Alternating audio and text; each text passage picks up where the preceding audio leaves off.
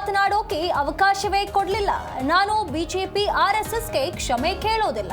ಅಮಿತ್ ಶಾ ವಜಾಕ್ಕೆ ರಾಹುಲ್ ಗಾಂಧಿ ಒತ್ತಾಯ.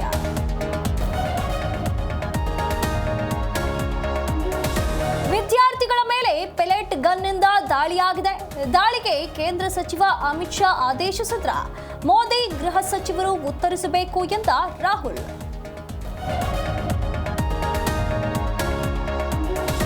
ತಮಿಳುನಾಡಿಗೆ ನೀರು ಬಿಡಲು ಕರ್ನಾಟಕ ವಿರೋಧ. ನಾಳೆ ಮಧ್ಯಾಹ್ನ ಸಭೆ ನಡೆಸಲು ಸಿಡಬ್ಲ್ಯೂಆರ್ಸಿ ನಿರ್ಧಾರ. ಮತ್ತೊಮ್ಮೆ ಸಭೆ ನಡೆಸಿ ನೀರು ಬಿಡುವಂತೆ ಸಲಹೆ ಸಾಧ್ಯತೆ. ಬೆಂಗಳೂರು ಮಂಡ್ಯದಲ್ಲಿ ಕಾವೇರಿ ಕಿಚ್ಚು. ಸಿಡಬ್ಲ್ಯೂಆರ್ಸಿ ಆದೇಶ ವಿರುದ್ಧ ಕನ್ನಡಿಗರ ಪ್ರತಿಭಟನೆ. ರೈತರ ಹೋರಾಟಕ್ಕೆ ಖಾಕಿ ಅಡ್ಡಿ ವಾಗ್ವಾದ.